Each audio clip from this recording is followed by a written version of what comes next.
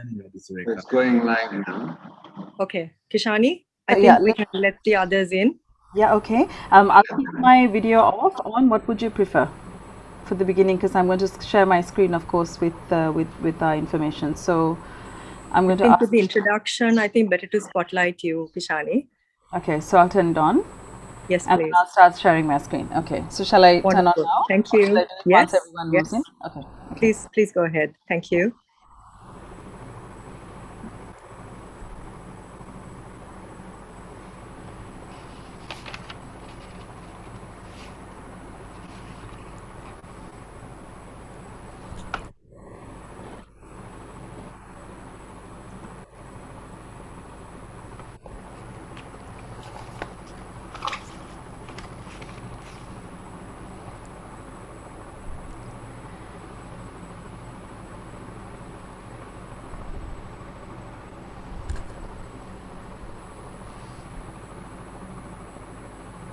So we'll just give it a few minutes till we get everyone into the way from the waiting room. Good afternoon, those of us who are joining from England with our time difference. Of course, good evening to everyone joining us from Colombo and from Asia. We'll just give it a few minutes, just to let everyone in, please.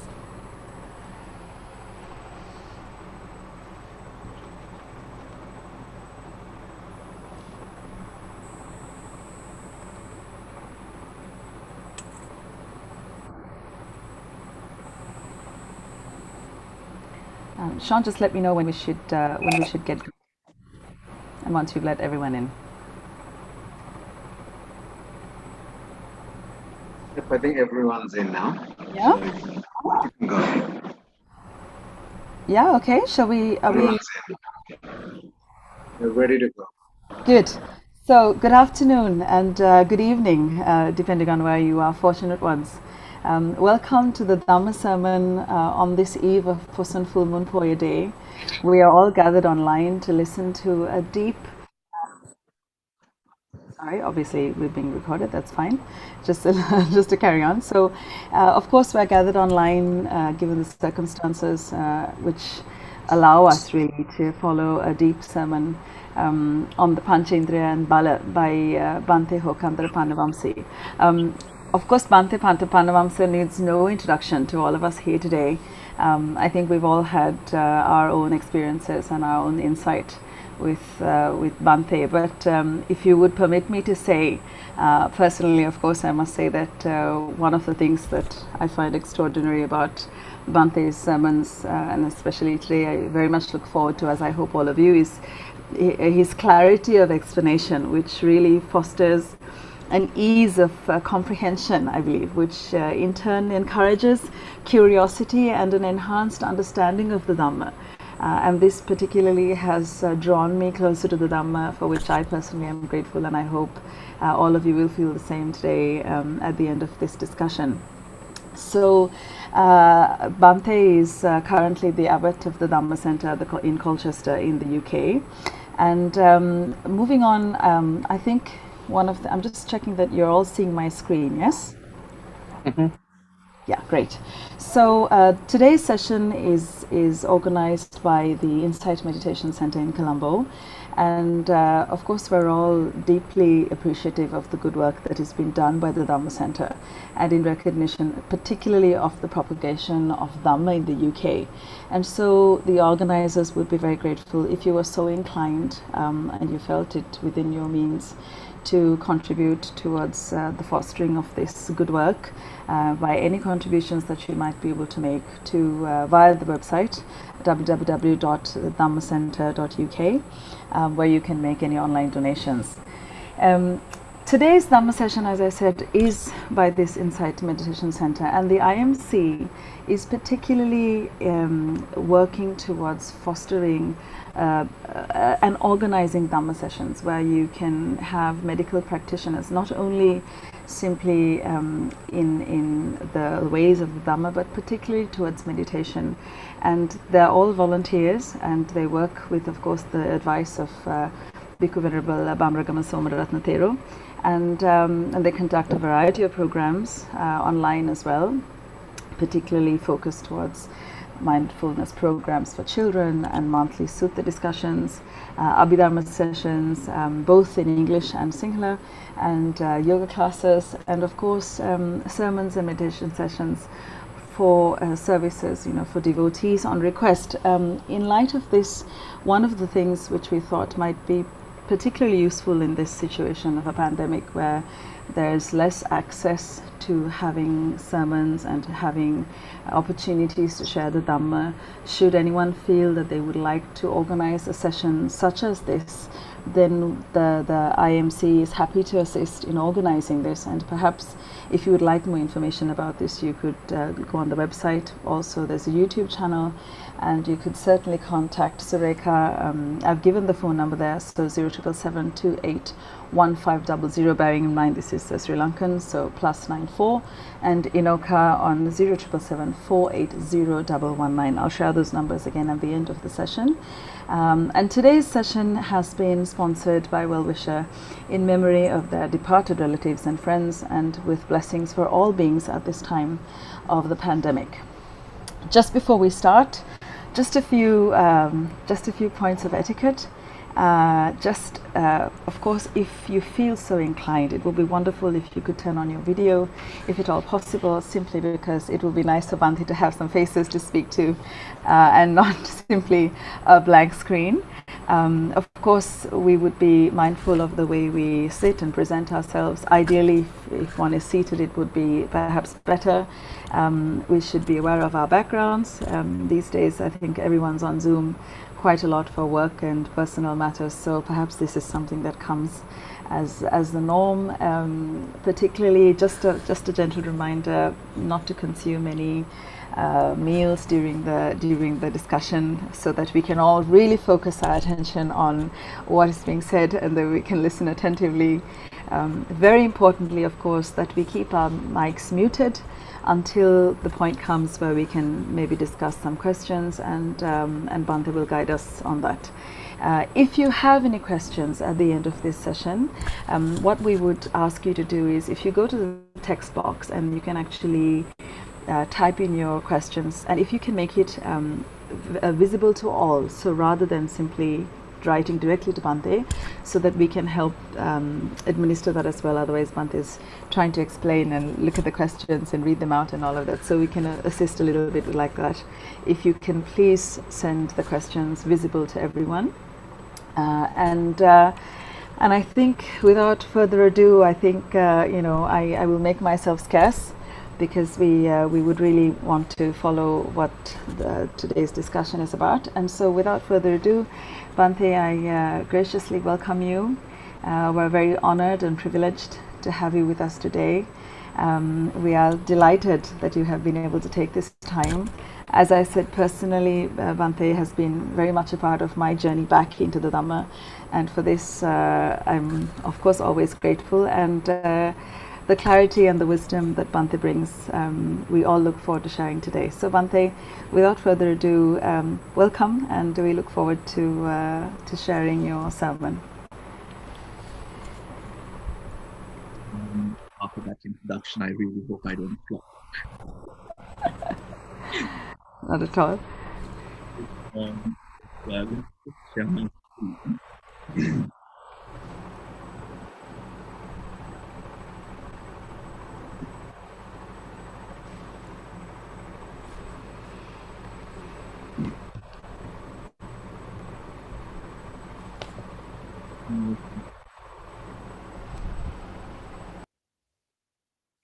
Is that a yes?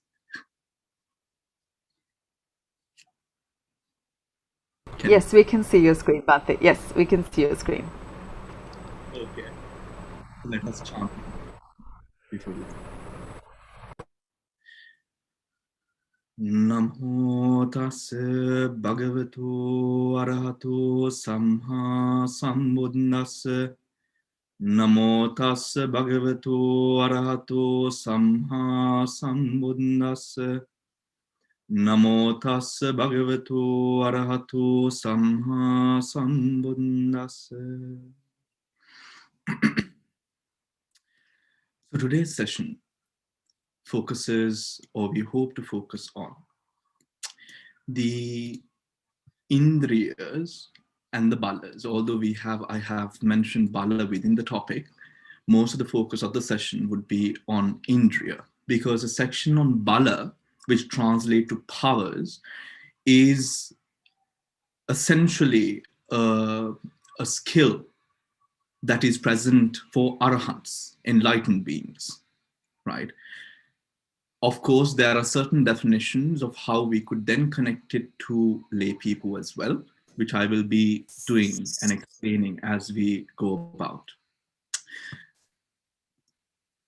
So, Indriya. Like many of the doctrines or doctrinal points available within or presented through the Dhamma by the Buddha, the term Indriya, which means leader, comes originally from a Vedic context. So Indriya essentially means, or what the Vedic meaning or original meaning of the word Indriya is the power of Indra. Who is Indra? Indra is the Vedic god in Hinduism or Brahmanism. So what does this define? What is a god, or why would we, or why, what is the aspect of Indra? Indra exercises control and influence over, I'm sorry for the typos, over his dominion. What is then the Buddhist context or Buddhist meaning of the word Indriya? Indriya should be understood as a faculty or a controlling faculty which filters, controls, and paves way for the way by which we analyze, understand, grasp anything which comes through the eye, ear, nose, tongue, and body. Is that understood? Right? We know that this being, or whatever it is that we know, understand, see, feel, characteristics, personalities, all of that is derived through the data which we perceive through the eye, ear, nose, tongue, and body. What is the clarification, or I'm sorry, classification of Indriya? There are 5 types of faculties or spiritual faculties in Buddhism. The first is a faculty of faith, the faculty of effort, faculty of mindfulness, the faculty of samadhi and wisdom. I'm going to go into these as we go along. The faculty of faith. And where bhikkhus is the faculty of faith to be seen.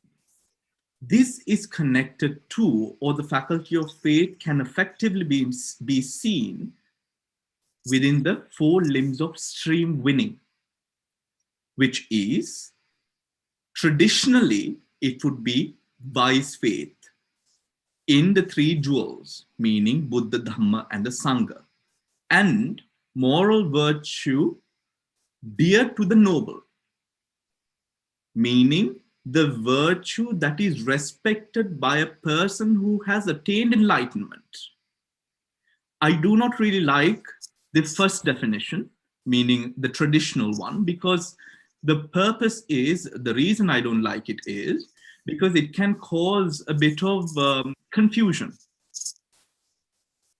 I'll explain as to why that is as we go along. So the first is association with true individuals, meaning good individuals, kalyana mitras. Hearing of the Dhamma, the true teaching. Third is wise attention, yoniso manasikara. And fourth is the practicing the Dhamma in accordance with the Dhamma. Remember, in accordance with the Dhamma is a very important aspect of that 4th part. Because we sometimes assume that we might be practicing Dhamma, but at the end, what we truly might be practicing is, rather than Dhamma, it is Buddhist culture. we must clearly understand the difference between Buddhist culture and Buddhist philosophy. It is two very, very different practices. The faculty of effort. And where bhikkhus is a faculty of effort to be seen. It is to be seen in the 4 right strivings. Emphasis on the word right. The 4 sammappadana. The first is the effort to prevent the arising of unarisen wholesome states. The second is the effort to abandon arisen unwholesome states. The third is the effort to cultivate unarisen wholesome states. And the fourth is to maintain arisen wholesome states, right? These are definitions. I'm going to connect them to our daily life as we go along, right? But remember, when we say right effort, what we mean or what we are talking about are these 4, right? At the end of the session, we will be allowing for question and answers. If you have any doubts, you can very well ask any question that you want. Mindfulness. And where bhikkhus is a faculty of mindfulness to be seen. The faculty of mindfulness is to be seen or can be seen through the contemplation of the Satara Satipatthana, which is a contemplation of the body, feelings, the mind, and the Dhammas. We are not going to go deep into what they are today, because what we are focusing on is the importance and the practice of understanding what the Indriyas and how the inner workings of Indriya are. Samadhi. Samadhi are the 4 jhanas. Now, I have not translated Samadhi. Usually it would be translated as concentration. But for clarity, I have not translated Samadhi here. Why? Because concentration is effectively not Samadhi in practice. Why? Because if you take the word concentration, I have given a small sort of thing here. Concentration is not an effective translation of the word samadhi. Concentration is a state of doing. Samadhi is a state of being. Doing implies, the action of doing implies a reinforcement of atta, which is self, ego, and the being as we know it. So for example, for me, if I am doing something that is right by Bhante Pannavamsa. But the thing is, Bhante Pannavamsa cannot attain Nibbana. Because Bhante Pannavamsa is a concept of ego, supported by all the data that I have clung on to. Is that understood? Right? If you cannot understand, here, please put it on the chat. Kishani, unmute yourself then and let me know. Bhante, can you please explain that again? And I will be very happy to go over it in a different manner. Right? Of course, Bhante. Sure. Please feel relaxed to question and to make your understanding known, right? While samadhi is a state arising due to the suppression of the Pancha Nivarana. The Pancha Nivarana are the hindrances. The hindrances are connected to the being. Do you understand? So the more that we reapply the being, the hindrances are being reapplied. Hence, becoming a hindrance or a barrier to the attainment and experience of samadhi. Is that clear? Right? Okay. Pannā. Again, Pannā. Okay, we'll go for the definition first. And where bhikkhus is a faculty of wisdom. Faculty of wisdom is within or can be seen within the understanding, grasping of the Four Noble Truths. I have again not translated Pannā. Usually it would be translated as wisdom. But here I have left it without translation because wisdom does not clearly denote the true meaning of Pannā within the practice attribute. Why? Because Pannā is almost, wisdom gives us a state of stagnant. It gives us, it's like it's just there. It almost seems like it's stagnant. Okay, I've got wisdom. But what does that mean? I've got wisdom. How can we measure that? It's not measurable. Pannā then in terms of practice is translated, I like the translation of discernment. Because what is discernment? You hear something, sunata dhareta charata. You listen to it, you bear it in mind, and you put it into practice. That is the application, the reapplication, the polishing, and the further polishing of what now we refer to as the Dhamma. Without the Dhamma going through that process, because my Dhamma does not apply to you. Because for me, I might resonate with a specific part of Dhamma. For you, you might resonate with another part of Dhamma. We would walk along the path by different means, but at the end, we must be able to connect the Dhamma to our personal, private lives in all its aspects. That is why we use the term discernment. Is that understood? Yeah, I'm looking at the camera, so please give me some motions with the head, okay?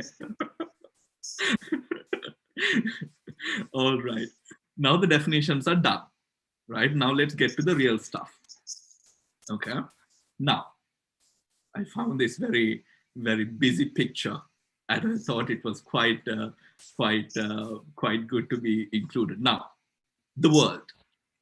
The world is perceived through the six senses. The six senses creates the being. Bhante, Pannavamsa, Preeti, Shanti, Jayanta, Desmi, Sureka, Mayuri, Dil, all these people are created by the six senses, the way that we perceive the world. Right? We know people say you are the company you keep, birds of a feather flock together, all of these things. What does it denote? You are what your environment has put you through. The being. The being experiences suffering. Why? Because we connect to the world through the six senses, now which is deluded, now which is hindered, which is defiled. The being then suffers because this whole attribute is based on clinging. You drink a beautiful, wonderful, let's say, type of coffee with a certain amount of milk, blah, blah, blah. Now you really like it. Your wife or husband knows how to make it. Now you want it every single day. Now, when you don't have it, you think your husband or wife doesn't love you enough, and all of those things. Suffering. Then we have this. When the Indriyas function through Yoniso Manasikara, right attention, we are able to understand Anicca, Dukkha, Anatma. This suffering, when understood or put through a developed Indriya, we understand the impermanent suffering and non-self of the world. This is not depressing, although it might sound a bit depressing. This is not depressing. I will explain why it's not depressing as well. Okay. This enables a person to attain nirvana. I have put it in this way to clearly denote the importance of Indriya. Right? And this is the busyness of the world. The 5 faculties are present in all beings, whether you're Buddhist or not, whether you have faith or not, whether you're a child or an adult, regardless. It is a part of one's cognitive process. The question comes into being then, okay, then we all have the Indriyas, but what is lacking is that cultivated Indriya, which gives one the resilience of mind to be able to cognize elements of the world in a way that it now fuels understanding and deeper insights, and not attachment and sorrow and suffering and all of that. Is that understood? Right? Good. Now, when we talk about the Indriyas, because now the Indriyas is something, right, which is present in each and every one of us. However, they might not be cultivated. For some, it might be. How can we purify the faculties in a way that they are cultivated, right? Or we are able to cultivate them. There are 15. So here, 5, 10, 15, okay? In case you're wondering where the 15 is. So it's 5, 10, 15, right? For a person who is trying to cultivate faith, he should avoid one who is faithless. Associate the faithful and should review Dhamma which inspires faith. Now, this part of faith is something we have to really go deep into, because it is not about Buddhism. It is not about the Buddha, right? It is something beyond that. But we would assume that this is about the Shraddha that we have, you know, with the Bodhi Pujas and other, this puja and that puja that we do. It is not, right? Effort.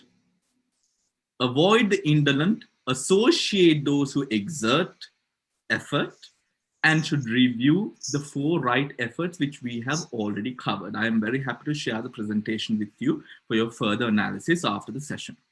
Mindfulness.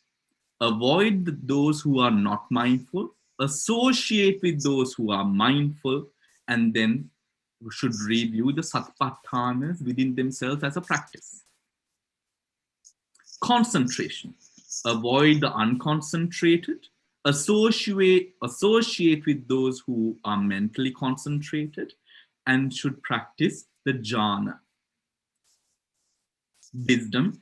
Avoid the unwise, associate the wise, and conduct the conduct of profound wisdom. This is the application of wisdom and its grandiose nature in terms of affecting the way that we perceive and live. In practice, right? In practice, I'm going to connect these, don't worry, right? Now, when we come into the Indriyas is Saddha, Virya, Sati, Samadhi, Pannā, faith, effort, mindfulness, concentration, and wisdom. Because of faith, we are going to go into what faith is. These 5 types of faculties are interconnected to one another. One cannot sustain without the help and support of another.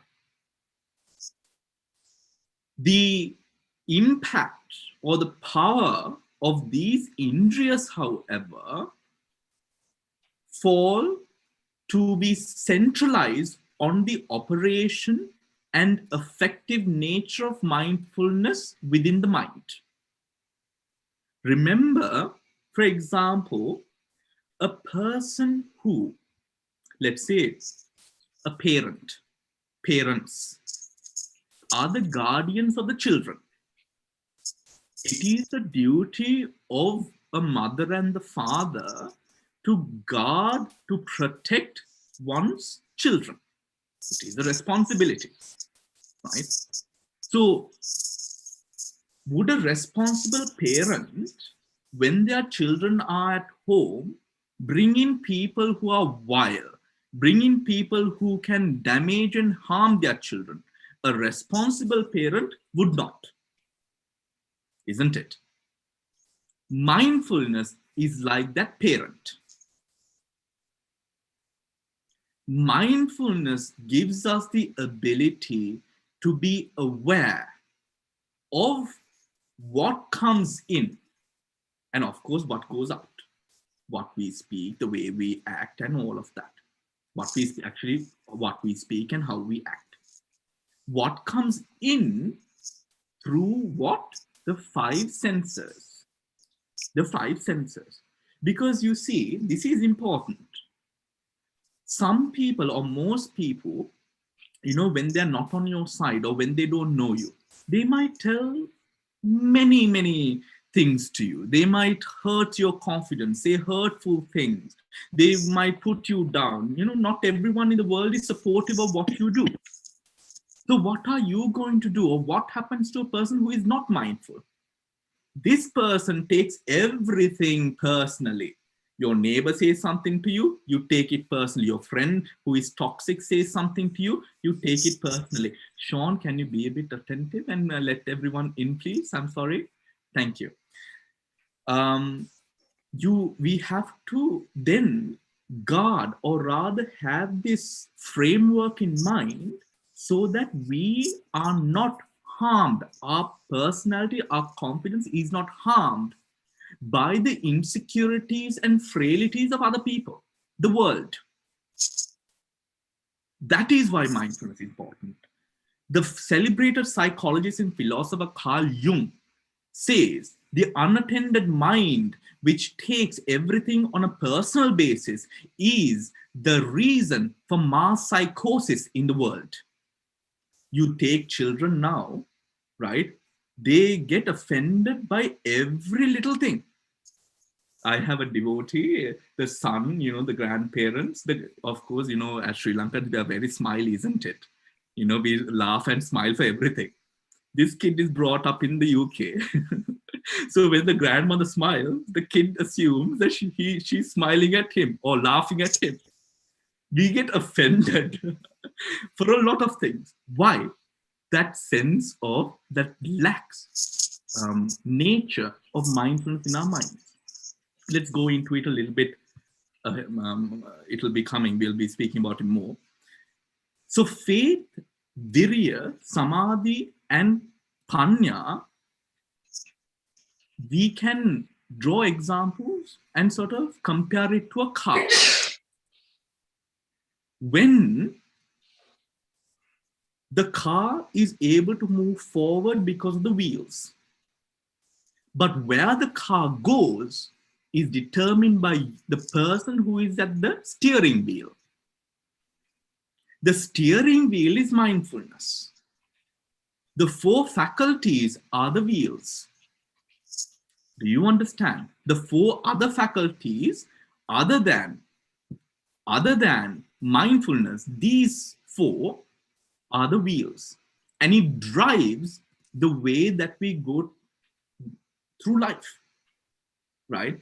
A modern example that we could take now, countries like Sri Lanka, actually many countries of the world, we use war measures of economic growth and development, GDP, GRP, right?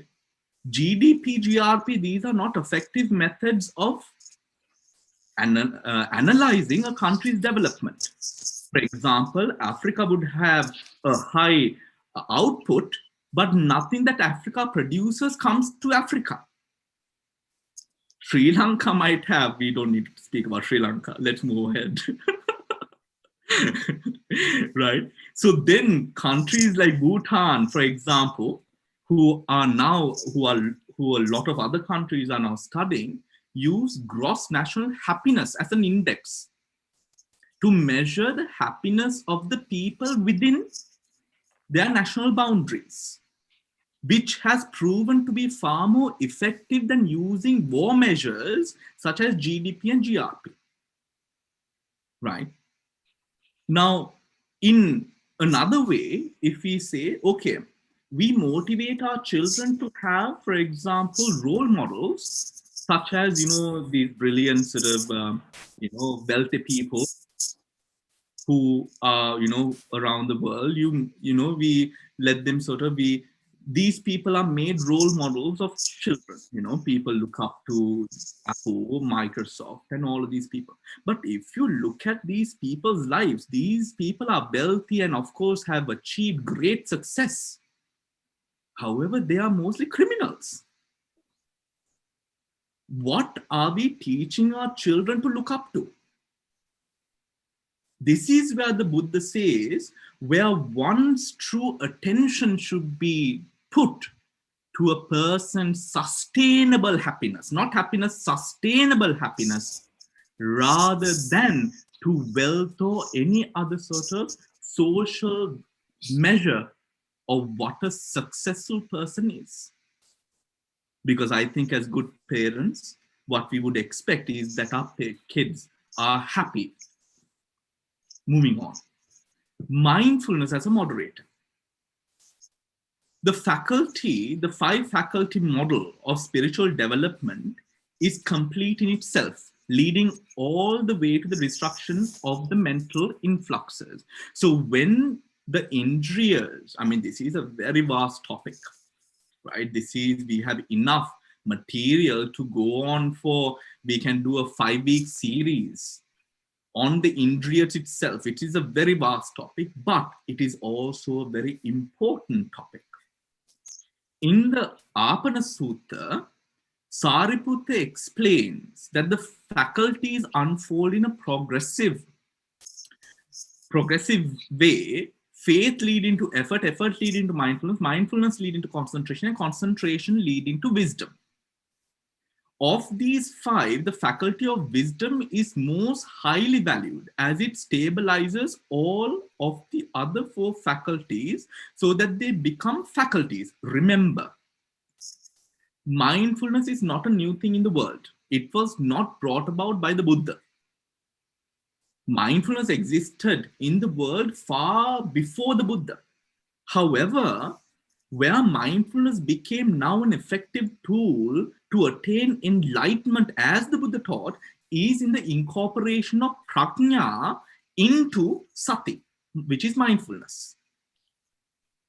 Whilst the Brahmins of the time were trying to reunite with Mahabrahma, the Buddha taught the way to exit the whole cycle of rebirth and death in its entirety. How is that? That is because of Pannā. I'm sorry, am I shouting? I get a bit passionate, you know. Not at all, Bande. It's perfect. Thank you. Okay. Right. Yes. It is called the chief among the states that conduce to awakening and extolled in delightful similes. Technically, however, wisdom is contrasted with concentration. The purpose of concentration is to bring calm and clarity that leads to seeing into the true nature of things so that wisdom arises. Hence, technically, it is mindfulness. It is mindfulness that is placed in the center of the set, right? That is why mindfulness is placed in the middle. Do you understand? Right? Because without that sense of mindfulness, Pannā will go off board. Just because a person has prajna does not mean that this person can connect it to how prajna would then help us. Right? We'll go into how that happens a bit after. Pairing of the faculties. A significant point regarding the faculties, not directly mentioned in the sutras but discussed in the commentaries, concerns a mutual and complementary pairing. Faith is paired with wisdom, balancing the emotional and intellectual sides of the spiritual life.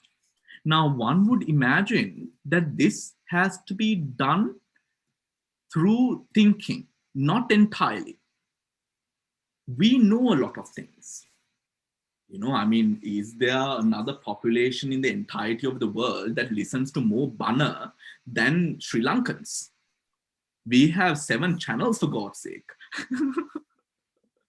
Right? Who listens to more Bana? I mean, we are like walking encyclopedias with references to so many sutras and attakathas and tikas and tippanis. Honestly, it is so difficult giving a talk to Sri Lankans because they know everything. Right? We listen to so much of Dhamma, isn't it?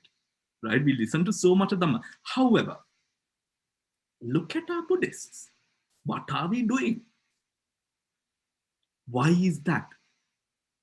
We are not applying that into our life. Samadhi might be there, but the Samadhi is not pouring over to the mind itself, where it becomes a part of our thought process. It's lacking.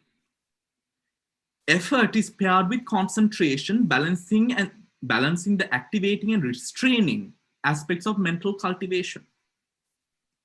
Right? Balancing the activating and restraining aspects of mental cultivation. A point to note, when a bhikkhu or a lay practitioner develops oneself within the path, often a thought that arises is, oh, I need to teach this to other people. Right? When a person now experiences something in vipassana, now the person thinks, I need to teach this to another person. That is a vipassana upaklesha. That is a hindrance to vipassana. That is where then effort comes in, as clearly stated here, balancing the activating and restraining aspects of mental cultivation. Do you understand? Sometimes, now we'll be going into examples, so I will not waste time here. Mindfulness sits in the middle, as it were, moderating between each end of the two pairs of faculties, holding them in harmonious interaction. Without knowing or being aware of how to balance these things, we are going to dig our own graves.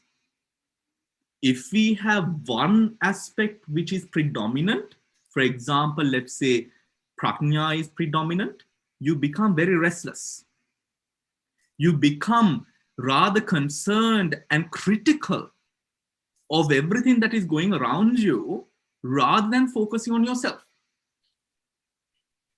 We will go into these examples to understand how it can be detrimental if imbalance is present. Saddha and Pannā are taken together. When taken together, do not fit into faith and reason. Rather, they express a dynamic process where Saddha is active. This is the important part. Shraddha is active in one wanting to know, coming to know in part, and Pannā becomes more pervasive in one coming to know and knowing fully. With just Shraddha, you can't know fully, because Shraddha has an element which keeps you in the future. That when prajna backs Shraddha, now the Shraddha comes into the present in a way that now one truly embraces what one has learned or what one now knows. Is that clear? No? Is that clear? Can I have some heads? Can I have a thumb down or a thumb up? When we take Shraddha, because Shraddha has this element of what does it say? Wanting to know. Wanting. It's in the future. Right?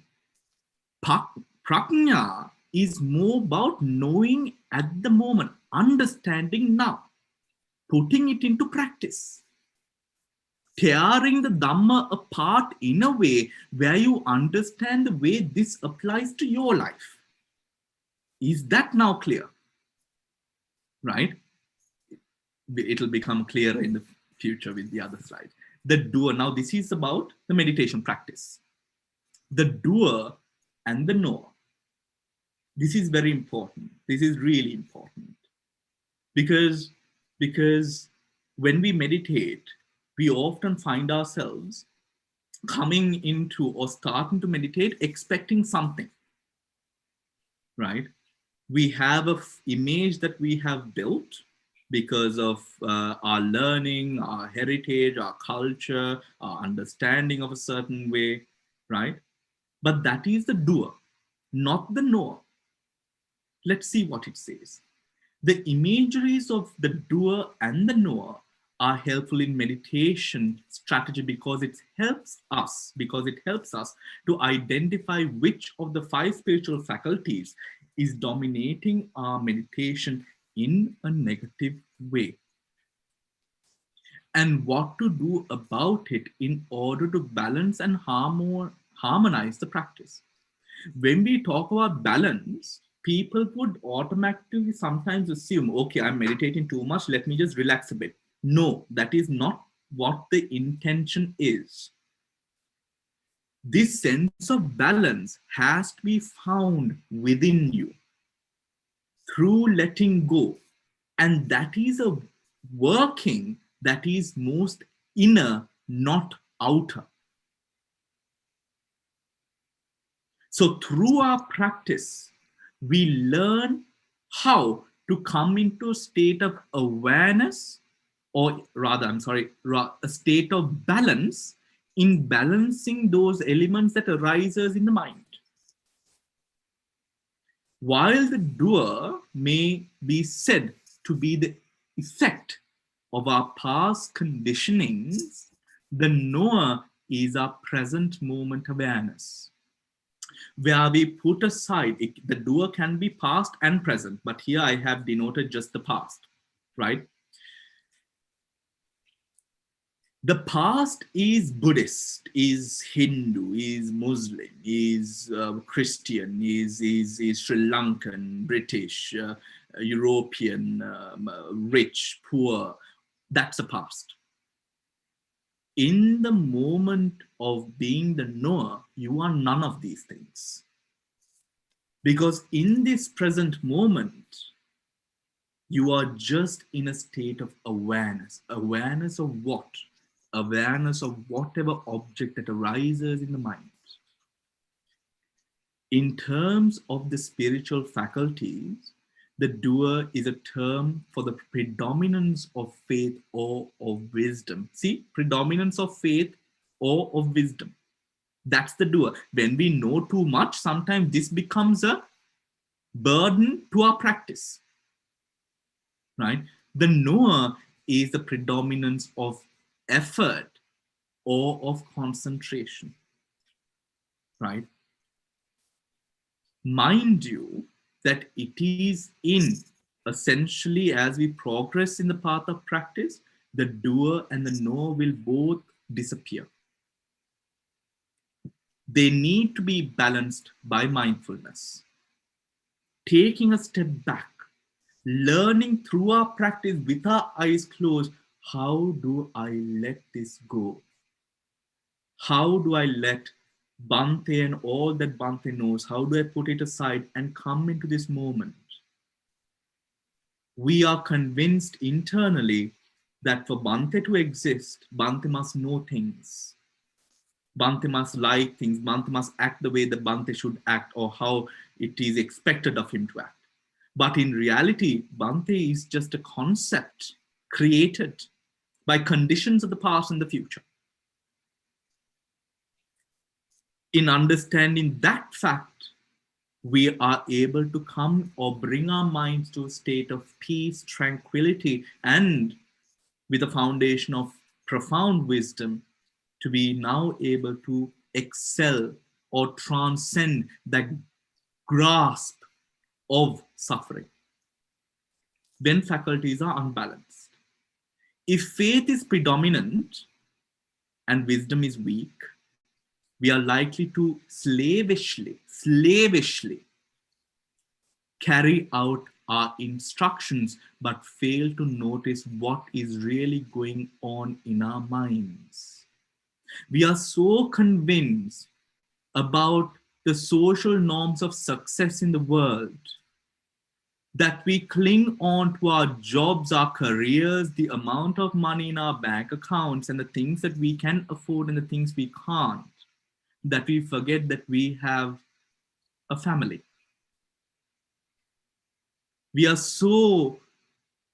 grasp onto social norms and social image to such an extent that it is only in your deathbed that you realize that you have not given attention to what truly matters. So now you feel like the loneliest person in the world because you do not know your children. The person that you loved, you have lost love for, the person probably hates you by this time and is happy that you're getting ready to depart. This is what we do, isn't it? I mean, the stories that I know are enough for me to really understand this myself. Wisdom can be too strong if we are intellectually inclined or perfectionist by nature. If we are intellectually inclined, we are likely to think too much rather than actually feel the meditation. People often treat meditation as a race to achieve something, to get somewhere. Again, the application of Atma, the self. Meditation is something which should be enjoyed within the present moment, integrated with warm embrace. When we have wisdom unbalanced or without a state of balance within this faculty of wisdom, we tend to think too much. We rationalize or try to find reasons for everything, but we try to find those reasons through the knowledge that we have. But in reality, you don't have this knowledge. You have to allow insight to arise. Insight cannot arise when we are grappling and grasping and clinging to this knowledge that you think is final. Mindfulness leads to balance. How? The doer is strongly controlled by past conditioning, the faith inclined by what he has been taught or what he believes in, and the wisdom inclined by what he has learned or thought about. In either case, mindfulness helps in teaching us to let go of the past or conditioning and to simply watch the present moment, say, by simply smiling at it, with which displaces our thinking inclination. People find it very difficult to progress beyond the means that they assume that they have the potential for. This is very biological as well. In the processes of cognition, the amygdala does not allow us to propel beyond what it thinks is safe for us. So if our bodies and minds have the ability and true potential of doing, let's say, 100%, the amygdala will stop us by 20. Why? This is your safety balance.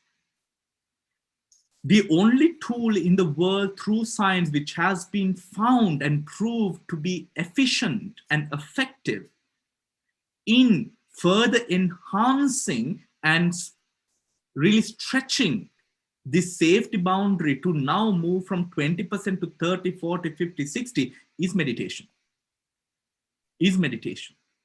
So for example, when you try to sit down for meditation or you go for a retreat and you are now sort of in so much of fear, oh my gosh, there's going to be so much of pain, I'm not going to be able to do it. This is the amygdala speaking, trying to stop you from what it thinks you're doing something which is stupid. This is not entirely true. That is why mindfulness is important. The biological chemistry of the brain itself will change and go through a metamorphical change when we enroll ourselves within this practice. It's truly life-changing. In simple terms, we can say that when the faith-inclined doer fails to do anything about his meditation, The wisdom inclined is doing too much. Koing yat aweno meකට. Hence, mindfulness is needed for us to be aware of the actual weakness in either case. A meditation teacher or spiritual friend can be very helpful here to help us balance our practice. The knower is our present moment awareness that is not doing it rightly. Why? Because the person, Atma, you see, self. The knower is self. Or we are simply unable to keep our focus on what is really going on in our meditation. The knower is then said to be weak. The knower is said to be weak when he is dominated by effort or by concentration. Why? Effort and concentration carry or can carry, when not balanced, the message or the spirit of Atma, self. When too much effort is put into our meditation, we fail to allow calmness to arise. In fact, we are overwhelmed by the thought of doing something rather than simply feel whatever is arising at the moment and then letting it go. In this sense, we are future-oriented. Atma again, future-oriented is Atma again, and getting excited about our goal. Our mental energies are going out there rather than working gently in here to what is at hand. Is that understood? We'll be going into it. Oh, now, where does all of this matter? Right now, can you see the chart? I know it's rather small, but this one, you can see it. Okay, this is Paticcasamuppada, right? This is Paticcasamuppada. This is the cycle of Paticcasamuppada dependent origination. Avijja paccaya sankhara, sankhara paccaya viññāna, viññāna paccaya nāma-rūpa, nāma-rūpa paccaya salayatana, salayatana paccaya passo, passa paccaya vedana, vedana paccaya tanha, tanha paccaya upadana, upadana paccaya bhavo, bhava paccaya jati, jati paccaya jara marana soka parideva dukkha domana supayasa sambhavanti. This is Paticcasamuppada. This is where we all mess it up. This is why we experience or we live within this cycle of rebirth and death, doing the same things over and over and over and over again, thinking that we are actually achieving something. How do we come out of it? Right? We come out of it through this process which is known as, this process which is known as transcendental Paticcasamuppada, which is where we transcend this cycle of rebirth and death. How do we do that? We do that through seeing suffering. Suffering is very important. We should never run away from suffering. Yes, of course, we should try to make our lives less suffer. We should try to make our lives comfortable and, but regardless of how comfortable your life might be, you will always have suffering in your life. This is how we have been programmed. This is in neuropsychology. This is what is known as a neuroset point. You win the lottery, you buy your dream house, your dream car, you buy everything that you so demanded, you wanted, right? Because of your money, you were able to marry the woman or man of your dreams also. Right? No one wants to marry a broke person, come on. Right? But what happens because of your neuro set point? You might experience happiness for effectively a year. That is what neuropsychology says, a year. And within a year, the Rolls Royce doesn't make you that much happier. The mansion doesn't make you much happier. So now you have to keep on. Now, sometimes families, what they do is after a year of marriage, now they want to have children. Spice things up.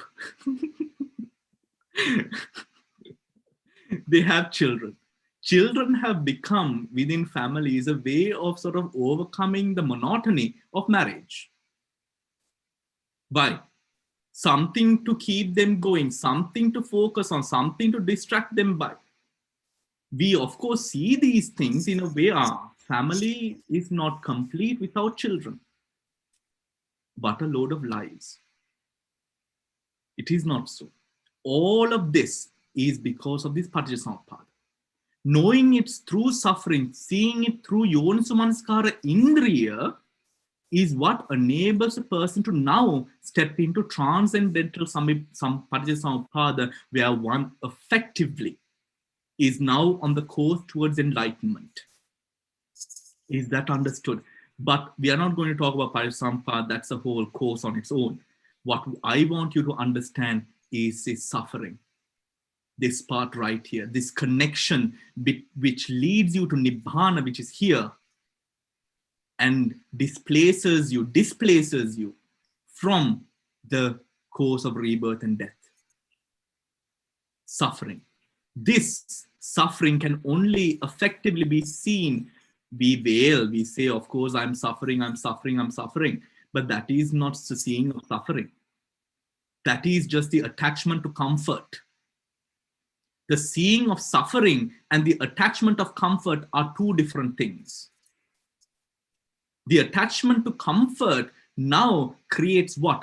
Dosa, hatred, self-hate, hate towards family, hate towards people who make your life uncomfortable. The realizing of suffering empowers one to do better. Is that understood? So if you're complaining about everything that is wrong in the world, please do not think that you're a good Buddhist. You are not. You are just a drama queen.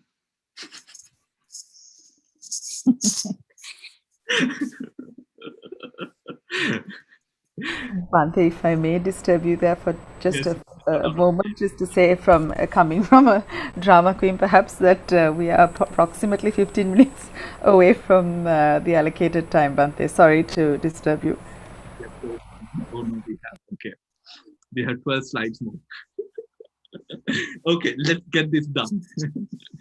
Understanding suffering. Understanding suffering comes through the Four Noble Truths. In short, one has faith in one's own effort. Now, this is an important point. I just love this point. In short, one has faith in one's own effort, beginning with the understanding of the true nature of being, which is the five aggregates. Rupa Vedana Sanya Sankhara Vijnana.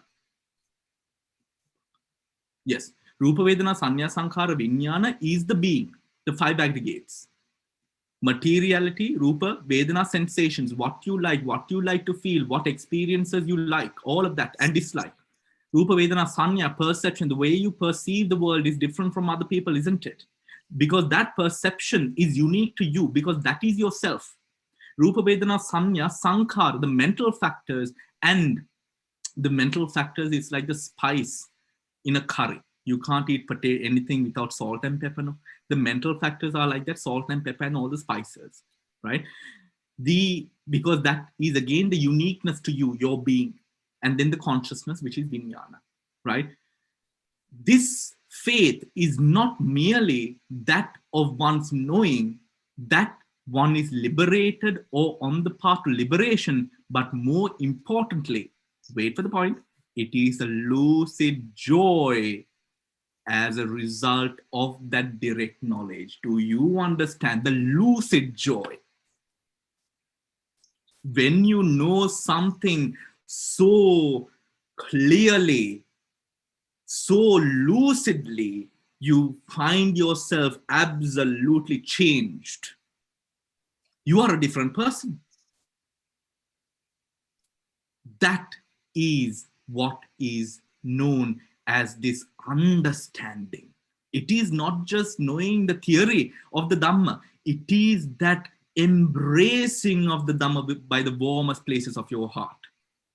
Shraddha, cognitive and affective, right? Faith Now, this is Shraddha. This is important because you will know why it's important. I'm not going to waste time. Faith in its cognitive dimension is seen as concerning belief in the prepositions or statements of which one does not or perhaps cannot have knowledge proper, right? You cannot have knowledge proper of certain things. So then we have this sense of cognitive faith. Why? We were groomed to believe in a certain thing, to accept a certain angle of thought. But when questioned about it, the only thing that you do is you get a bit defensive. Why? So entrenched in that conditioning. Faith in its affective dimension is a more straightforward, positive response to trust or confidence towards something or somebody. The conception of Shraddha in Buddhist writings appears almost, if not entirely, affective. Please do not believe something just because the Buddha has said it. Do not believe anything that I say. Do not believe anything that a popular monk who has 12,000, 15,000 followers on Facebook says. Come on, grow up. This is not the way that the Buddha has taught the Dhamma. We really need to look at what we are doing. Lady Sayadaw 2 speaks of two kinds of faith: ordinary faith, Pakati Shraddha, and the faith through cultivation, Bhavana Shraddha. Manuals of Buddhism is an incredible book. If you want to get your hands on it, it's available online free of charge on PDF version. Ordinary faith is mainly based on giving and pious acts, which can be either wholesome or unwholesome depending on the intention. Faith through cultivation is founded on mindfulness practice and meditation that leads one to a direct knowing of reality and spiritual liberation. Example, ordinary faith mainly based on giving and pious acts. According to Buddhism, or rather according to Buddhist culture, we have the practice of Malagiya Jnātīnට පින් අනුමෝදන් කිරීම. Offering of merits to departed relatives. What do? We give, we organize sermons, we organize dhanas, we organize pujas, pinkamas, and all of this with the main intention of sharing merit. According to the philosophy which governs the true directions of parami, the Buddha clearly states that this is a Dhamma practice. Why? Let me tell you why. Because anything which is done through the act of, or through what is regarded as Buddhist faith, should be something which reduces lobha, dosa, moha, and should entirely be of the person who is receiving it. Organizing something to get something in return, even if it is merit, if the intention is this trade-off process, which sometimes, most of the time it is, right? It is something which is seen as adhammika, right? For example, I give a monthly dana because my parents have been giving a monthly dana. The Buddha clearly denotes that this is not a Dhammic practice which leads to the perfections or the cultivation of perfections. You have to give because you want to give and you are convinced of the right intentions and the right results of giving. Katinas. People do a lot of katinas because of that barrage of good results that has been said, right? I would really encourage everyone to really open one's eyes and really pay attention to what you're doing, because what you are essentially doing is you're doing a katina to get or to be reborn in heaven and never come back to hell and all of these reasons. Come on. This is not the reason why the Buddha Sarasankheya Kalpalaksha Buddhajāṇ Vahanse පාරමී ගුණ ප්‍රගුණ කරාගෙන ලේ Atmos නාර දන් දුන්නේ මෙන්න එවැනි හීන ධර්මයක් අපිට අනුගමනය කරන්න නෙමෙයි. Really, what the hell are we doing? We have to really understand the motivations behind our actions, right? Motivations behind our actions. Now, stories of faith, right? I'm going to give you guys some time to ask questions as well. Stories of faith. Now, Bakkale. You might know the story of Bakkale, but to those of you who do not, who was Bakkale? Bakkale was a young Brahmin. He absolutely loved the Buddha. So cute. He loved the Buddha, and what he did was he was just staring at the Buddha all the time. You know, when I was 13 and I was reading this book on Dhamma, and I came across this part where the Buddha stares at the Bodhi tree after attaining enlightenment as a way of showing gratitude. You know, I came up with this bright idea to stare at my mother. To say the least, she was not impressed. So Bakkale, what did Bakkale do? What did Bakkale do? Bakkale was gazing at the Buddha, right? And what did the Buddha say? Bakkale, what is there to look upon this filthy body? Bakkale, he who sees the Dhamma sees me. In due course, upon the Buddha's further admonition, Bakkale becomes an arahant and is declared the foremost of those monks who show faith. Why? Bakkale then wanted to see the true Buddha, so he saw the Dhamma. That is why. That is why he was the foremost in faith. He wanted to see the real Buddha. Let us try to also see the real Buddha for who he truly was. Honestly. This story of effort. Sona Kolivasa. As a layman, Sona Kolivasa plays the lute, the veena. While living in the cool forest near Rajagaha, Sona tries to meditate but is distracted by numerous visitors. He puts in great effort in his walking meditation until his feet burst into sores, right? It says that the walking meditation path was bloody with the blood that was bleeding out from his sores. He was so, that was the level of his effort, but his effort was not wise. What did the Buddha say? The Buddha visits him, beginning his instruction with the famous simile of the lute. When tuned too tightly or too loosely, it is not possible to play the lute. But when well tuned, it gives good music. Sona balances up his practice, attains his goal, and in due course is declared by the Buddha to be the foremost of those monks who exert effort. Why? He was able to balance the effort. That balance is important. Then the story of concentration. Moggallana. This is the last slide, by the way. Moggallana. On the 7th day of his joining the order, Moggallana goes into an intensive retreat. Fatigue and torpor overcome him during his meditation. The Pachala Sutta relates how the Buddha admonishes him on how to overcome his difficulties. While listening to the Buddha expounding these teachings on the meditation of elements, Dhatu Kamathana, Moggallana wins 3 higher paths and the chief disciples perfection by attaining Arahanta. What is that? He was listening to the Buddha with concentration. That is how people of the time were able to attain Nibbana just by listening. Because they were actually, their minds were in a state of concentration, fueled by the other 4, actually all of the 5 Indriyas. They were focused.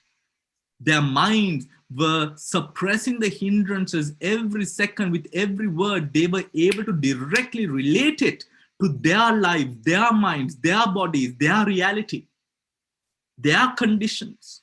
Hence being able to attain to this state of enlightenment. Story of wisdom. Now this is of Sariputta.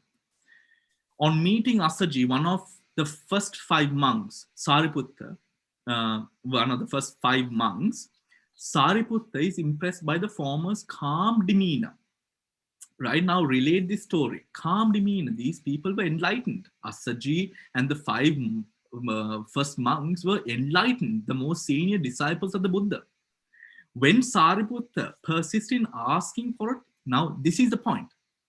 Sariputta is taken about by his calm demeanor. But he doesn't let that be his guiding light. He doesn't accept Assaji yet. What does he do?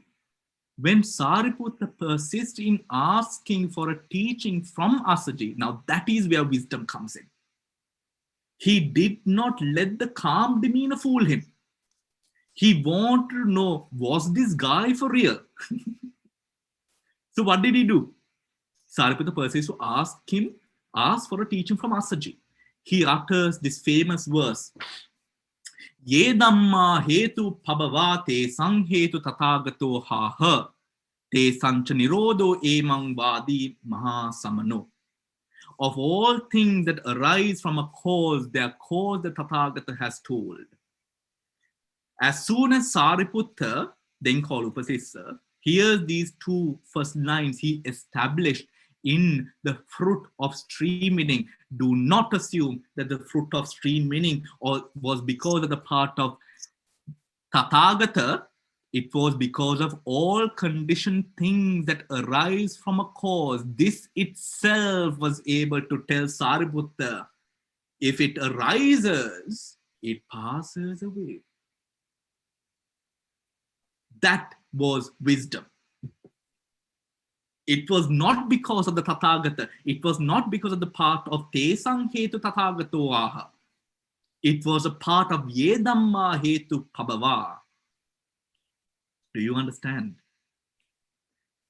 And then Assaji says,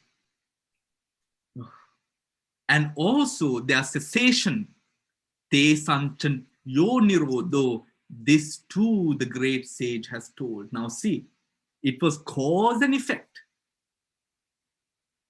Cause and effect. Something that he did not get from his teacher who he was currently following. Right? Faith. Oh no, we did faith. Okay. Now, what are the takeaways? The takeaways are the fact. Let me just skip this. The takeaways are the fact that the Indriyas, when practiced, allows a person to truly comprehend what is going on. The Indriyas are powers, are the leaders of your cognition, and it is through truly being able to be aware of these different parts of cognition arising in the mind that a person is now able to cultivate the true elements of power, Bala, in life. Otherwise, Indriyas are not constant. Do not think that Indriyas are constant. Indriyas are constant when mindfulness is present. When Yoniso Manasikara through mindfulness is present, Indriya is constant. It is in the reapplication of this Yoniso Manasikara that the Indriya is now able to, everything that arises in one's life through the eye, ear, nose, tongue, body, and sometimes the mind, that one is able to now deduct the fact that everything that arises passes away. There is so much more to say. However, we only have 1 hour, which I have already exceeded, right? So, my gosh. Okay. In the balas being put into practice, we now, just like, for example, Indra holds the thunderbolt in the person's hands. Now the 5 faculties becomes like that thunderbolt that one holds. You now begin to have the power over your mind and body, or else everyone else, society is the one who is puppeteering you. Something becomes popular, we run behind that. something becomes more a way of showing affection and all of that, it becomes that. In our lives turns in due course with what seems to be attractive. So what? Each and every single day we move on from the fact of connecting to our true real selves to living a life conditioned by everything which is external, that we make it internal. That we make it internal. This is what the Indriyas and Balas do. Maybe in a different light we can sort of go deeper, but there is so much more. It is not, it's far more. We can go into the Parijsampada, the transcendental, the Four Noble Truths, and then into perceival, cognitive perceival, and all of these things that arise. It's a whole. We have not gone into Shraddha. We have all of that part, understanding what true Shraddha is. So what I would encourage you to do is research. Research and find out for yourself, what is the true Dhamma? Am I doing what is correct and right? Things that is conducive to my path. Do not assume there is 20 million people in Sri Lanka. Majority of our population are registered Buddhists in the birth certificates. The Buddha says that the Dhamma is only for the wise. Do you think all majority of our 20 million population is wise? For sure not. For sure not. What wise means is a person who wields the ability to put aside one's shame, to put aside one's cognitive shraddha, and to say, what is this? To be able to discern what is happening. That is the role of the wise. The ones who would say sadhu, sadhu, and just believe is the role of the foolish. Is the role of the foolish. Our Dhamma, I'm going to end with this, Krishani. Our Dhamma, something that I always tell, my Dhamma center attendees and, is the Dhamma, we know Sati. Sati is one Chaitasika within the 52 Chaitasikas. It is one very small part of the mind which is effective in many parts of Dhamma. This Sati has been taken by the Western world. And the Sati alone is what secular mindfulness in the Western world represents. It is a $4.7 billion industry at the moment. And that is just Sati.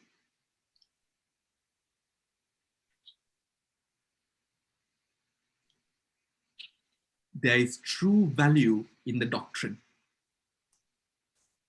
I would encourage all of you to do your research, to go deeper into finding out what is it that we truly have to do to encourage a deeper understanding of the practice and implement this into your life.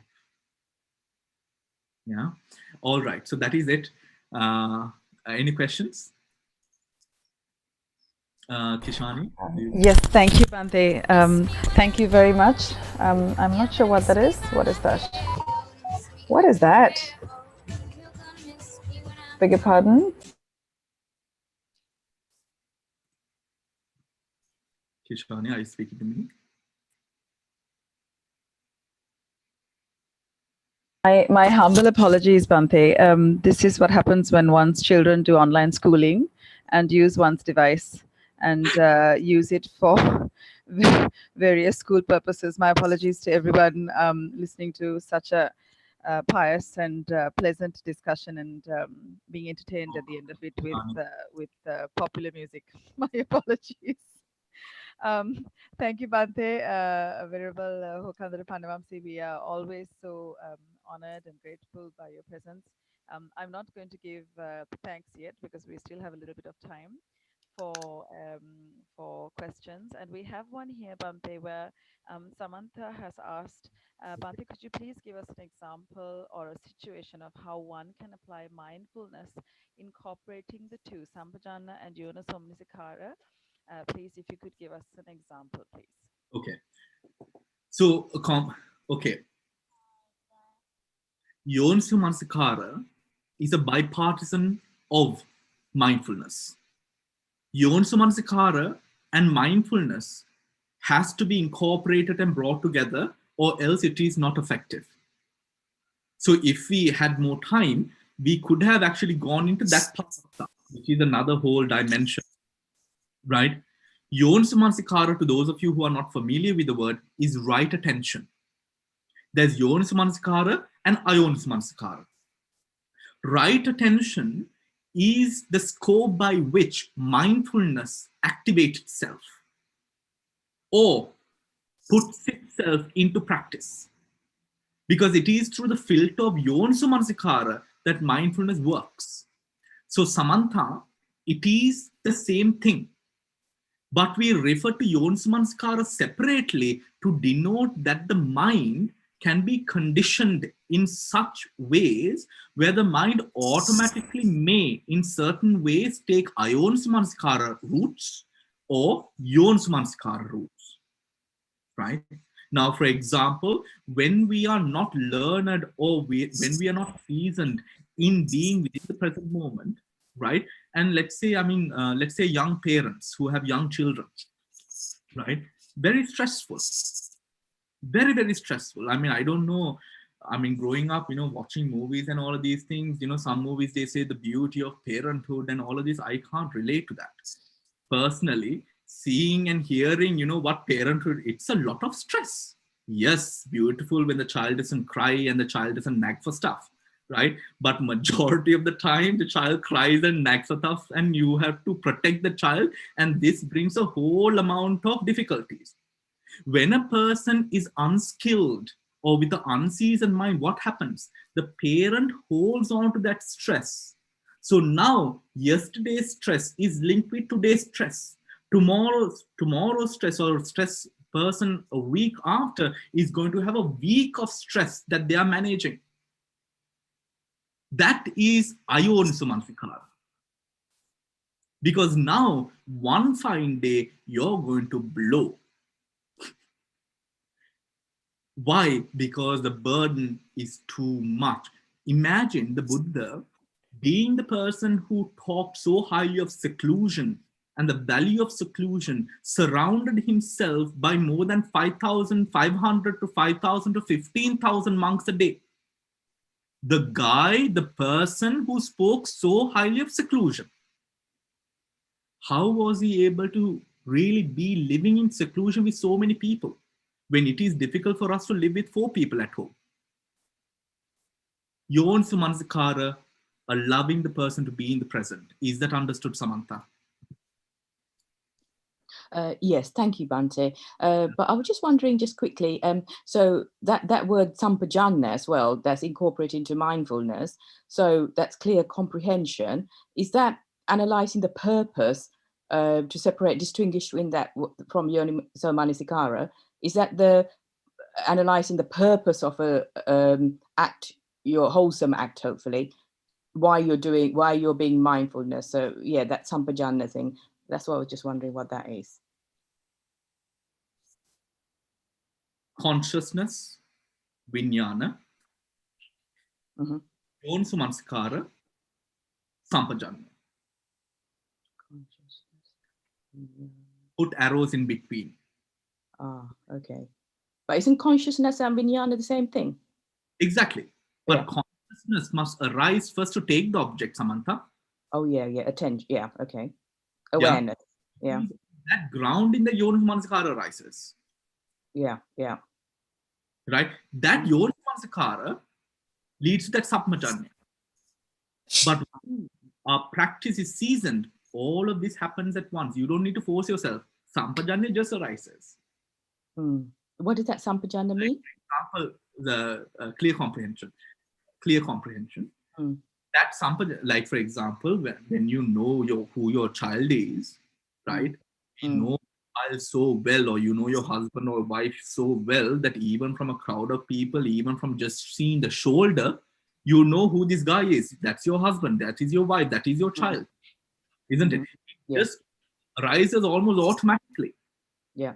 When the person becomes seasoned, when this becomes a practice where you're applying it again and again, it becomes so clear in such, without that forcing or instigation.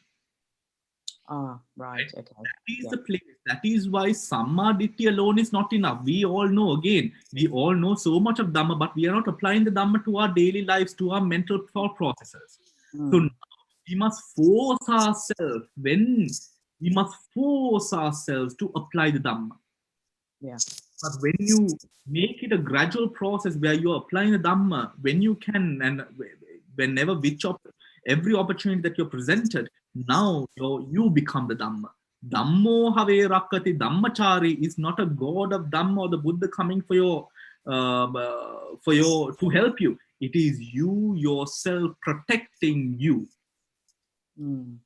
Right. Yeah. Wonderful. Thank you. I like that one. So it's the Vijnana, Yonisimanasakarikara, and then Sampajana. Thank you, Bhante. Ask again in the evening today, Samantha, in the class. Yes. Thank you. Anyone else? I'm sorry we are keeping you for so long. I've gone overboard. Bhante, can I ask something, please, Bhante? Can I ask something? Yes, you can, but you're echoing.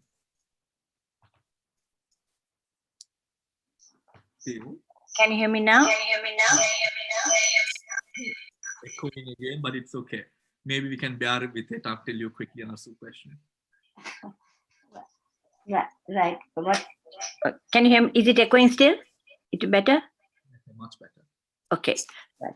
So, Bhante, what I was thinking is, now we spoke about consciousness and about the mindfulness and yonisamanasikara, the wise attention, giving rise to sampajana, which is clear comprehension. But Bhante, when you were talking, clear comprehension, I have heard it been saying that is what is normally sampajana is translated. That is still comprehension. If you look in English, when we do comprehension, it's still where the mind is getting engaged. But the real thing is this lucidity or the clarity. That's what it is. And this is why Ajahn Sumedho calls it intuitive awareness, because it is something that is spontaneously through mindfulness you get. Sorry, Bhante. Thank you. Thank you for pointing that out. Yes, again, a flaw in the translation, right?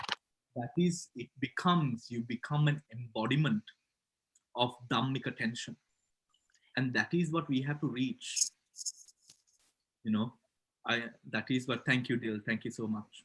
Thank you, Bhante, because in your thing, because it is only now I'm ready, it's the lucidity, the clarity, not so much the discernment. Yes, that's in the process of understanding, but finally it's that lucidity and you just know it in the present.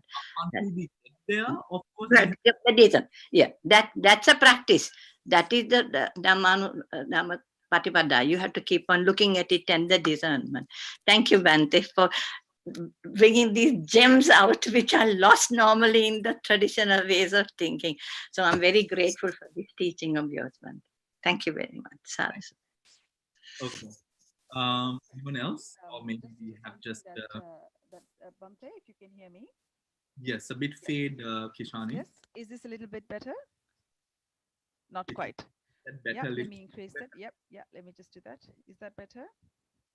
Okay, still better? A bit fade, but I can... Yeah. Sorry, let me speak out. So there's a question that a lot of Sri Lankans, we tend to have generous amounts of Shraddha. We attend Dhamma sermons, speak highly afterwards of these sermons. However, at the end of it, one goes home and not much that was discussed in this sermon is actually practiced. So how would you, Bhante, guide someone to move beyond this concept of Shraddha into actual, the understanding of the true essence, really? Yeah. I would say the first thing is one has to really rethink the way one's lifestyle is. It's not that people want to forget. It's because people's minds work in such a busy manner that they forget to remember. Because from one object to another, people mean no disrespect. People want, I mean, that is why all of you are all here. However, we have so many things going on in our lives that we are unable to see what is truly happening. So changing our lifestyles in a way that is more sustainable. Sustainable living, the Buddha is the first person who spoke about sustainable living in a way that we do not burn ourselves out, in a way that we are able to day by day develop ourselves and grow closer to what true happiness is. If that is done, if you are not happy, or if you do not realize the fact that you are living an unsustainable life, nothing you do is going to bring you happiness or sustainability. We have to realize that there is something which is off. It is in that process, I believe, Kishani, that people will then find their ways into truly working with the Dhamma. And I think COVID-19, to a certain aspect, I'm sorry to say, I know that Sri Lanka is really suffering, but for us here at the Dhamma Center in the UK, and I think I can speak on behalf of all of our the Dhamma. I mean, we don't call them devotees; they are a part of our family, because I mean we see each other 6 days a week, and learn the Dhamma, and something that we have all collectively realized is, before we wanted to go to a temple to practice. Now we have realized that we can practice the Dhamma from home, basically because I have been literally spoon feeding and really putting it down their throats, But we have come to this realization that this can be done at home, right? I think in Sri Lanka, something that I'm really fearing, honestly, it makes me very scared. We are coming into the age of the internet to such an intense level that the age of social media monks is not something which is good for the sasana. People very soon, mark my words, within the next 3 years, you will not respect monks, or rather, the respect for monks will gravitate from moral wisdom to the amount of followers they have on Instagram. This is sad. We need to really question ourselves about what is happening. And I would like to recall the instance where the Buddha, at a certain congregation with the monks, it was the day of Uposatha, and the Buddha was not speaking. All the monks were pin drop silent, and the Buddha was not speaking. Sariputta, no, Ananda, no, Sariputta. Venerable Sariputta wondered, why isn't the Buddha speaking? Right? He remained silent. Sariputta used his knowledge and saw that there was an impure monk in the congregation who had become Parajika. What did Sariputta do? Walked up to the monk, took him by the ear, opened the door, threw him out. Please do not feel that you are obliged to accommodate and entertain people who are abusing their positions of power. A good friend of the Dhamma Center once asked me, Bhante, I am a person who cannot stand injustice, but in, Buddhist culture, we do not speak out. We are, so I feel like I'm doing something wrong in questioning this. I said, no, you're not doing something wrong. You're doing what you should be doing. You should not entertain these things. We should be very careful on who we support and who we entertain in this Dhamma practice. Because think of it, just like you, hundreds of thousands of other people are doing the same thing. And remember, do not assume that you are a small, insignificant person. It is said that a regular person associates 1,000 people within their lifetime. So a regular person is able to influence the life, the way of life, and the journey of life of 1,000 people. So when you influence 1,000 people, those 1,000 people have 1,000 people in their lives that they influence. You standing up means you're motivating so many more to stand up. You are part of the problem if you remain silent. And I am very strict on that. Why? Because if we entertain abuse and corruption, especially, I'm not a politician. I'm not talking about, I don't care about politics, but I am talking about the sasana which I have committed my whole life to. And it is my responsibility to then be able to say these things and to motivate all of you to say, you do not have to entertain these jokers. And if you remain quiet, you are part of the problem. You are as corrupt as the person who is doing whatever they are doing. Always remind yourself, do not go behind Mark. Just like Sariputta, he was taken aback by the demeanor of Asaji, but he did not let that be the guiding light. What did he do? He asked him a question. And that was what triggered the shraddha that he had, the acceptance of that person. Acceptance of that person. This responsibility falls to each and every month.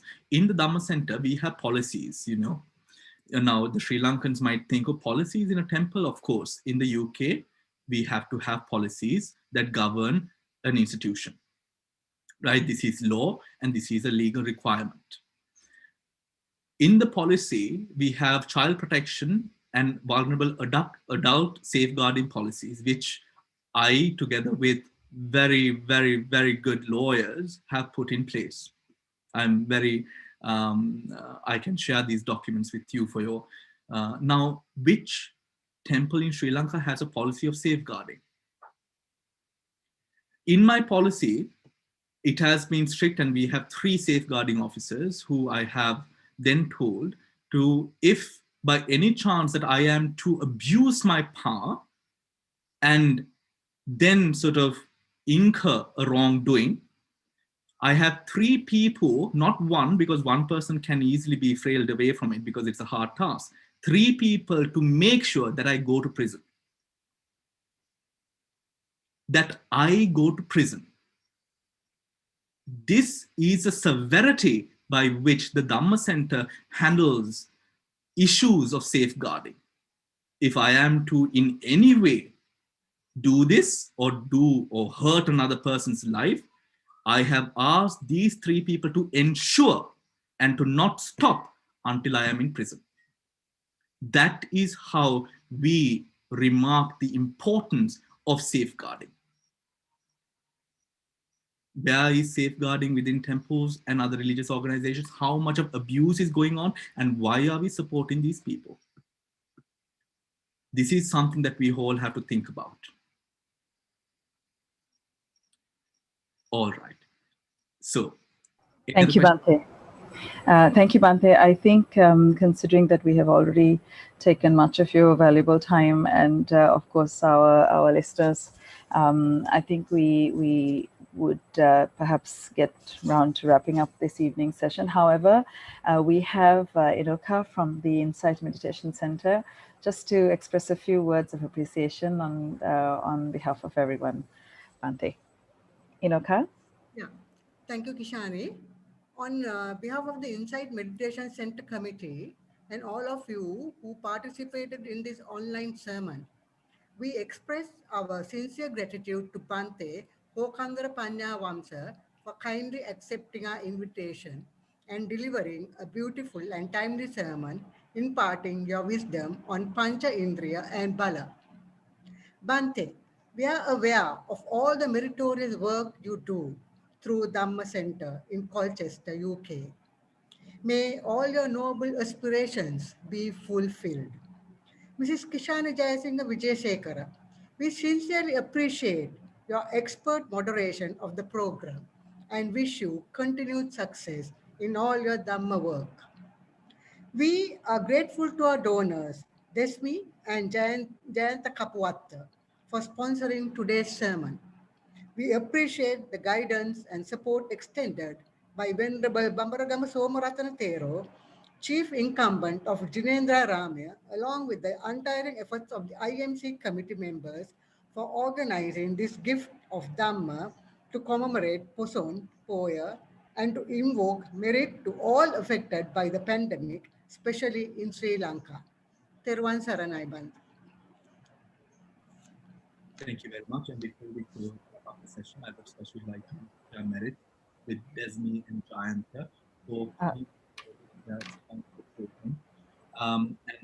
and the intention behind the sponsorship was to share the Dhamma, to give the community an opportunity to listen to Dhamma as a Dhamma, and to share merits with all the departed relatives and any being who is expecting any sort of merit, and to also confer blessings towards all the people all around the world who are undergoing enormous amounts of suffering due to the current climate of the pandemic and because of the socio-economic problems that we are all experiencing all around the world. So with all the merits that we have all cultivated and developed through the listening of the Dhamma, there are share merits with all these beings in a way that through this Dhamma, may they be able to travel from light to light, dark to light, enabling them to attain to the highest states of mind and finally into Nibbana. May all of you be well and happy. And also, we want to sort of wish Surekha, who has been instrumental in sort of inviting me and getting all of these things. You know, Surekha, and I heard in the morning that her sister are both having hand injuries. So we wish Surekha and the sister as well a fast recovery, enabling them to text and type again. So, Bante, sorry, if I just may take a moment also just to take this, just before we lose everyone, just a gentle reminder about the Dhamma Center in Colchester. If you want any more information, everything is available on the website, www.dhammacenter.uk. So that's with a CENTRE.uk. Of course, contacts at the Insight Meditation Center, our wonderful Surekha that Bante just mentioned, her phone number +94, so I'll give it to you with the prefix of Sri Lanka, +94 777 281500. If anyone wants it, please just send us a message and we'll put it on the chat. I'll do that anyway at the end of this session. And of course, Inoka, who gave us a few words of thanks, +94 777 480-119. I would be remiss, of course, in not thanking Sean also for participating in putting all this together. Kavi, who worked in the background, putting the whole, tying all the strings together, but also this is not a vote of thanks, but just once more, Venerable Thero, you always give us such insight and wisdom, of course, with clarity and depth, but more than anything, I think, with a touch of humor, which we truly appreciate. And of course, for this, we are grateful for the Punyanamodanawa. So Bante, I leave it to you. And before we sign off, to wish everybody a very blessed Poya, Posan Poya Day. If anyone would like to refer back to the presentation that I did today, I'm very happy to share it. I will share it with Surekha so that if anyone wants it, Surekha will know how to sort of get it to. So take care and goodbye. Thank you so much, Krishna.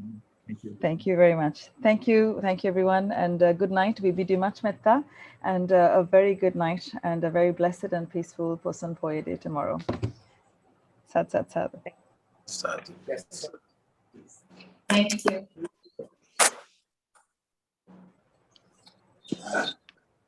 Thank you. Thank you very much.